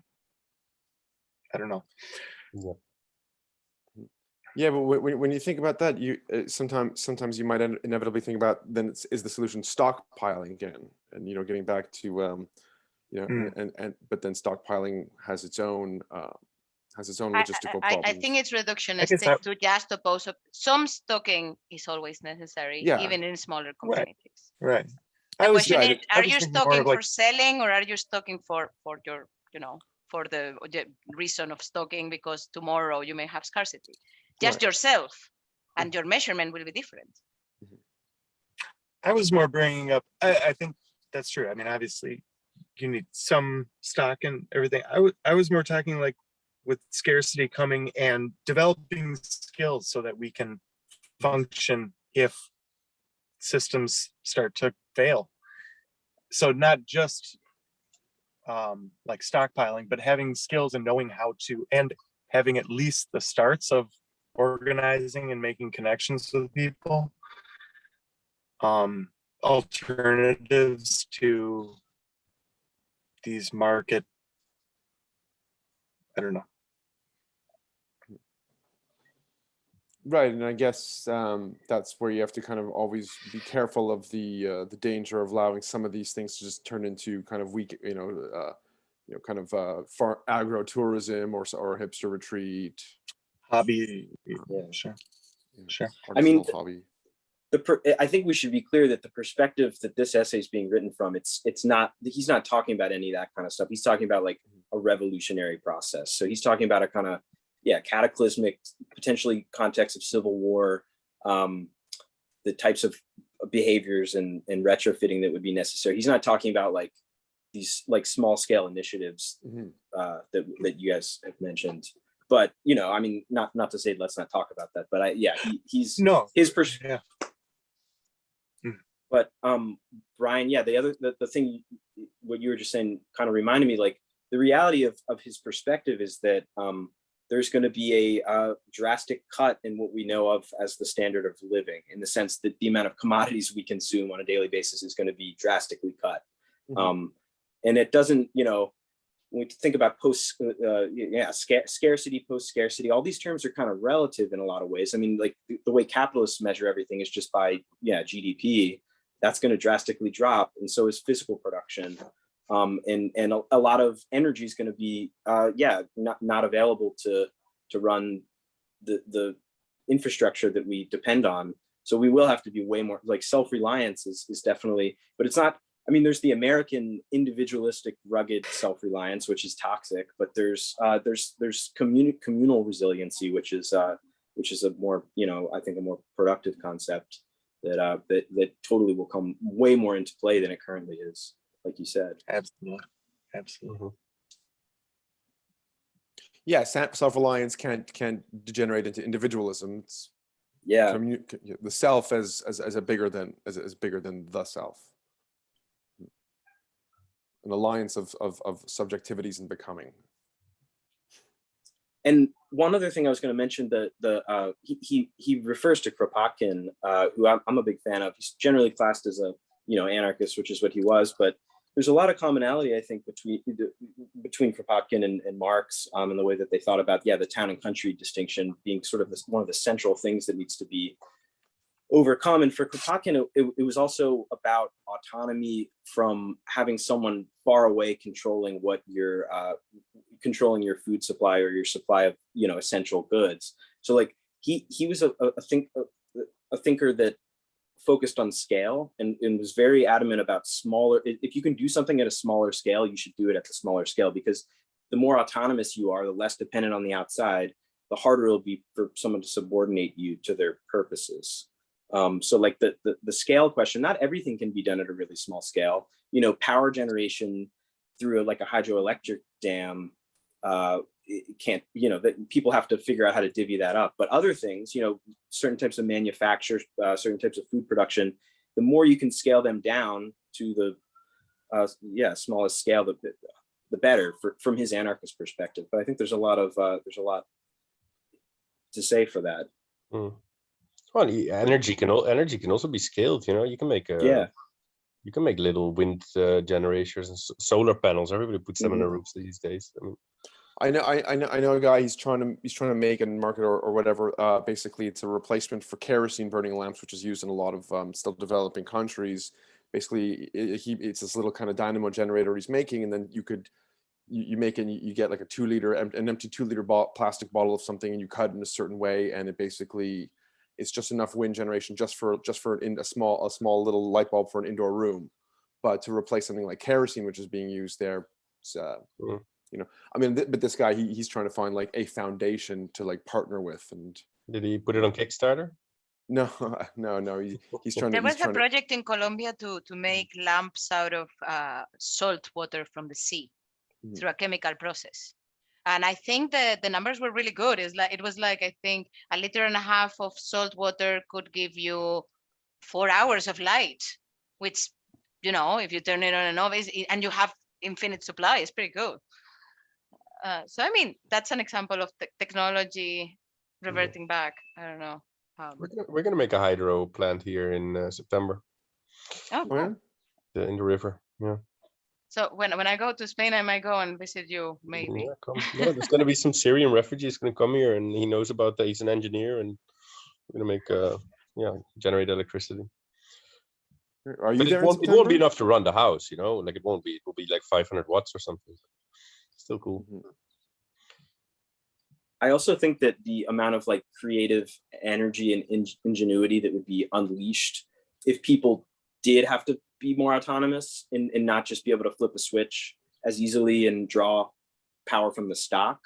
I think the amount of like creative thinking and design and engineering ways to extract energy from the flow would multiply really quickly in a revolutionary situation. You see that even when I was in Cuba, they were like, I went to an exhibition and they sold this. I don't remember it. I don't remember the title. I don't remember it clearly, but there was this book that came out on like what the embargo did to their innovative skills. Yeah.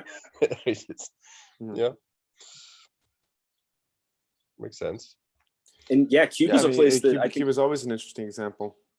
Yeah, and probably a lot of tactics could be learned from the Cubans of how to. Yeah, I don't know too much about Cuban food production, but I know that it's way less energy intensive than it is in the rest of the world for the most part.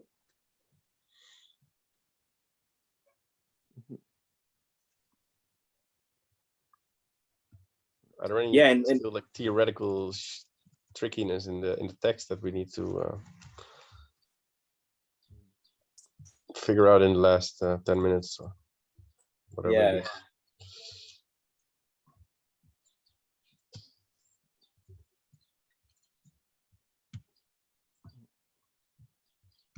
Yeah, is there anything else on the text?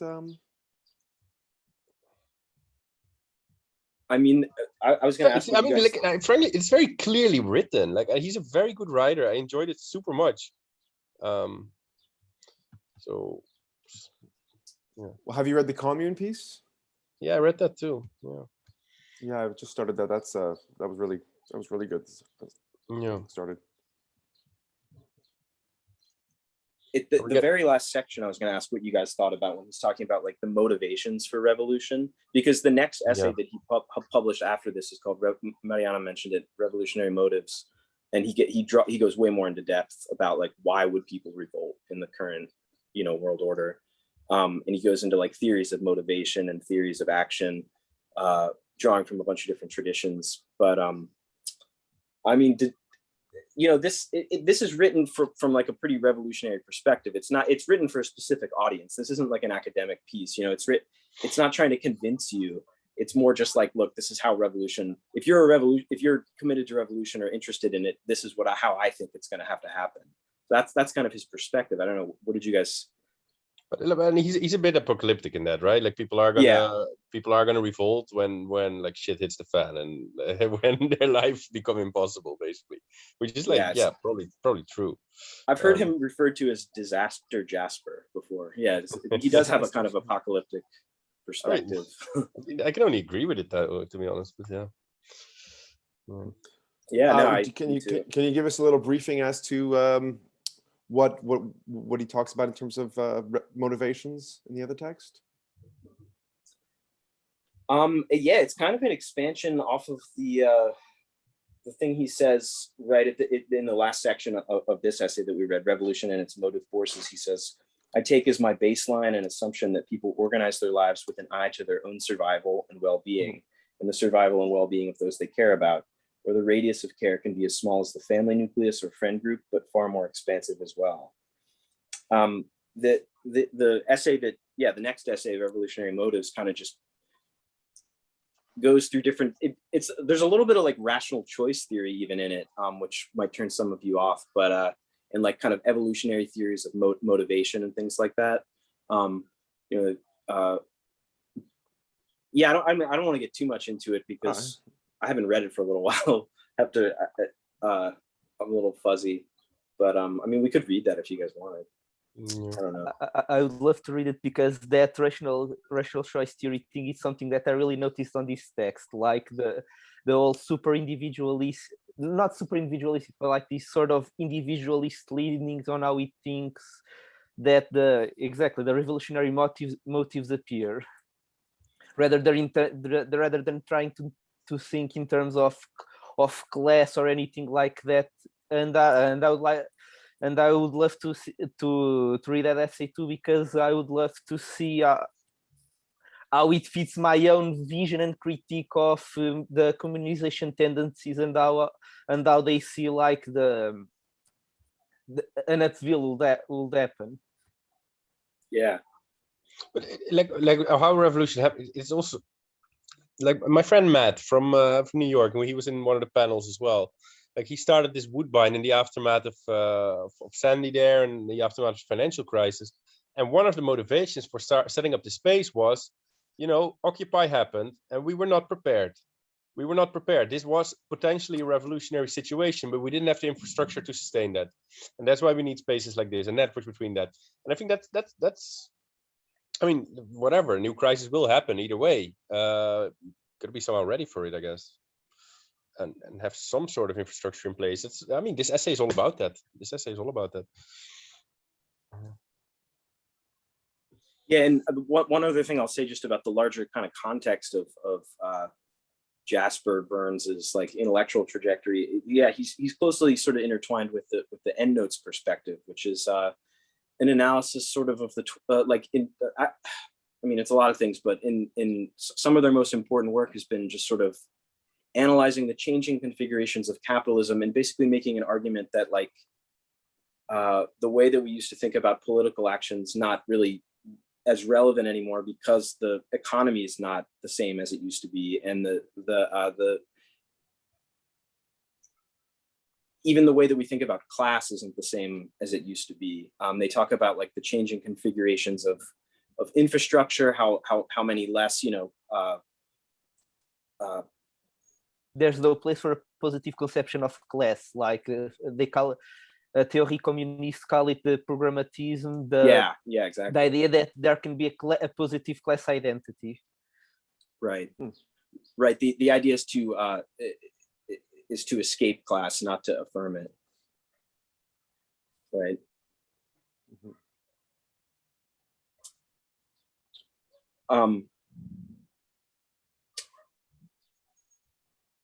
Yeah.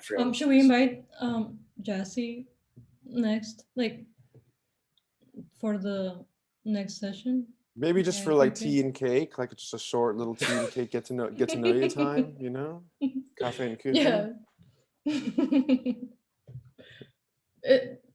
Maybe we could meet beforehand and discuss the work and like publicize the event like an hour later, so he can join and we have already the concrete questions to ask or something, or like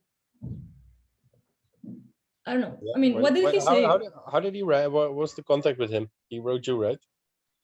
No, Brian. Yeah, he just direct messaged me and asked, said he didn't want to like join because he didn't want to change the dynamic or like intrude, but wanted to know said that if we had any questions or if we would be interested in doing like a follow-up one with him or something, that he'd be down for it, and said to keep in touch with him. Yeah, so maybe we could pool questions into an email and ongoing email. Yeah. But have we decided also on the next? Are we going to continue with Disaster Jaster? I don't. For me, it would be fun to read another text by him and then have him there, and like make it a bit more. I don't know. I could see Would that enjoy happening. it. Right. Yeah. Okay. Yeah, I don't know if anyone has. Dan, you've read a lot of them. Is there one in particular you think would be a good follow-up to this, or we can always figure it out in an email later? But yeah, there is. Revolutionary Motives is good, but it's it's pretty difficult, honestly. There's a lot of like, I mean, it's sort of just more philosophically dense. There's the one that I like a lot. The one that I first came upon this essay in maybe like 2015 when I first got EndNotes 3. It's called Logistics, Counter-Logistics, and the Communist Prospect. Came out in 2013, so it's a little older, but really it's like a lot of the same themes of this essay, but I think it's a lot easier to read than the Revolutionary Motives one. But I mean, if you guys want to invite him on, I guess maybe doing the most recent piece would make more sense since you wrote that more recently. I'm a little nervous about inviting him on, to be honest. Like what would just like a Q&A with an intellectual who I really like. I mean, I hadn't really thought of doing that, but right. I guess it's the kind of thing I see do. like when it's being like live streamed on YouTube and like there's, you know, audiences tuning in. We could just trick them and tell them there are 6,000 people watching. Actually, people were trying to register this morning. They like sent emails trying to get the link, but I saw one, but were there more? How many? I was always wondering if that was for the other Ahwewete group stuff. Yeah, no. I don't know. I think it was like Jasper specific. No. It was for this one, and I don't know. I feel like it would be better to keep it consistent with the audience. Maybe next time we can open it up to more now that we got more acquainted with the text. But I guess I would like to know if you guys agree, or like it doesn't have to be next meeting, but why not, right? Why not? Like why reify the subject? Why like? Well, I'm definitely interested in continuing to read him. The logistics essay sounds interesting to me, or the newest one. I don't know what it is and how difficult it is. As for inviting him, I'm open to the idea, but you know, yeah, if some of us aren't comfortable or not ready yet, could put it off. For me too, either way, but it will be fun, I think. But I do have a strong preference for just keeping this open to anyone who wants to come. I guess we'll take a vote, and then like I think Till can vote twice because he's like the most important member of the value theory group. So of course, right. You know, he counts as like a patrician citizen. I'd like to suggest, like not for now or next or the next time, but like in a few times, I'd love to, if anyone's interested, turn the value discussion towards the art world as well, and do some stuff in that in the future. But I'd like to continue with this for now, though. If that's something that people are interested in. Yeah, and at the assembly the other day, Dan was talking about maybe, well, I mean, that would be a different thing maybe, but it could maybe be integrated, but looking a bit more at, well, I mean, Dan, you want to say it maybe, but communism and anarchism from a historical perspective and how they're like now sort of grown apart and people get like all identitarian about them, but there's also a shared sort of perspective there. And I think that would not be interesting. It's maybe not really value theory anymore though, so maybe it could be separate. I don't know. Yeah, I think just I'll say this essay is a good example of kind of bridging that divide in a lot of ways. Yeah, I can see that. Yeah. All right. So in 2 weeks, what is the latest Bernes essay? I'm gonna copy the save chat. What is the last Jasper Bernes essay? The most recent one. It's called Revolutionary Motives, and it's in EndNotes 5. That's the recent one. Okay. That's the most recent. But the one that I thought, the one that's more readable and that is more closely intertwined with this is the earlier one from EndNotes 3 called Logistics, Counter-Logistics. Yeah, I saw that. Yeah. Okay. Well, so I don't know which one, honestly, to say. Well, I mean, if he comes, I guess Revolutionary Motives. If he doesn't, come, it doesn't really matter. Right, and I guess we could also maybe take some time and just like glance over both of them each, and then put in our opinion in the email. And also, I mean, like I said, I only discovered this commune, the link to the commune one just before we started, so I only read the first little bit of it. But yeah, I definitely want to finish that, and that's the end is cool. Yeah. Yeah. It's okay, great. Right. Okay, so we're just gonna figure it out through email, I guess. Yeah, and maybe we should start a new email thread so this one doesn't get too crazy. Yeah. Yeah. That's Yes. good. Yep. If you don't want to like have this value theory next, and if you're free, do we have anything for next week? Was there a Benjamin critique of Yeah. violence? When is that happening? Because I would like to Um, join that one. It's kind of dense though. Like, do you feel that it's something for next week, or would you prefer another? Next week we have the, I mean, preliminarily we planned the John Berger thing, Oh, what's John Berger thing? the primitive and the professional. Very short, like Oh. 2 pages. I mean, like, I don't know, was that fixed or not? We talked about that. No, Mariana. I mean, it's just like I don't, it's yesterday. The assembly was not that I don't know. Sorry, I'm not the best moderator, so So what? Wait, so wait, the decisions made in the assembly are invalid now. no, I don't think it was clear. But yeah, I mean, I think that would be. I would prefer to have that than Benjamin. Okay, that's fine. So, but all right, sure. Why not? Let's bring aesthetics into. Sorry, what was the name of that Berger? The primitive and the Berger, professional. please? The primitive and the professional.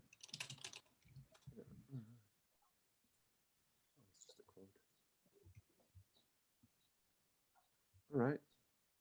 Yeah, you can find it online. So, It's what, 2 pages. yeah. So, do we leave it that we would chime in on the email and make the decisions, or? I think maybe it would make sense to decide now if we're going to invite him or not.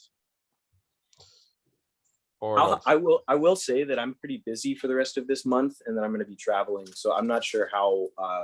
I'm not sure if I can commit to being like prepared or even able to do anything this month on that. But in later in August, I could. Okay, let's do that then. Let's do. Well, I mean, well, we don't have to, but then we can just do. In 2 weeks we do Benjamin. Next week we have John Berger, and in August we do another Jasper Bernes thing or something. Or Okay. That could Yeah. work. yeah, Yeah. okay. All right. Sure. I was not intending on being at work, but so what all was decided with the burger? I mean, like as I understood it, we agreed to do it next Tuesday at 9, and that's my time. So I don't know what that's Spanish time. London time will be 8. Other time zones like Chinese, it would be 3 a.m. So are we doing it? Let's figure that out in email, because Okay. I This don't way know, we have a maybe paper it trail. could be a little earlier. Sorry, what? This way, there's a paper trail. Yes, please. And are we now thinking of doing it like live and like open, or is it? I honestly prefer if it wasn't. I think it's hard to I thought- maintain dialogue like when a lot of participants Because- are. Yeah, I don't know what was said yesterday, but I thought we were thinking of having it be like a separate kind of thing where it's open to anyone, but anyone who's like been involved with it from the beginning, so we can be on the same page and have more of a like focused instead of a random. But I mean, I'm good to doing otherwise. I thought that I mean, I could see. I mean, I think maybe me and Mariana is just disagree on this, but like I could see how that would make sense if we had like a lot of trolls or people that were really like made shitty contributions. But that hasn't happened. Or if there were No. like 50 people showing up, that just hasn't happened. I think it's all been totally fine until now, so I don't see any reason to Right. close it. no, I don't think the reason to having it like not live and closed would be to be, I don't think anyone was afraid of like trolls or anything. It was more to have a focused discussion so that like, because we were thinking like this 8-ball of it being events that were more like that whoever wants to be involved in it is involved for like a couple weeks at a time and in emails and doing planning to get it like so that the conversation is more on like focused Okay. and not just like not because of worrying about trolls or anything, but to have it be, but again, that's certainly open to having it otherwise. Do you guys have any text that you would like to suggest then? Do you want to pick another Berger text even? I mean, for like, Or we can do that. I was just trying to understand what. no, I think everyone was like thinking because from we already yesterday. have a video on. Are you subscribed to the YouTube channel, by the way? Any of you? We like released this like Yeah, I think so. the video essay. Maybe you saw it. And I don't know. It's been like a little bit of like plotting and planning, and I mean, yeah, it's. I don't know. I would not be. I think we just like didn't pick a July reading material, and this was like kind of, yeah. I don't know. Sorry for bringing this up. But Yeah, we can and continue this in the mailing list, right? yeah, Yeah. I know we didn't do non-value. We didn't have a non-value reading group pick for July. We can slide that in, or we can pick something else, or we can figure it out in an email. I'm Critique open. Violence, right? We talked about Yeah, doing critique the of violence Benjamin. in July. Are you ready for that one though? It's hard. I've read it before. I think it'll be fine. Okay. Yeah, Sure, I let's could do be it. ready. Yeah, I could be ready on that one. Well, that's a very cowboy response. I respect that. So let's do Hey, that. we were Let's do it. born ready. Yeah. Cool. Divine Okay, so violence, here I Benjamin, it come, is. you know? Perfect.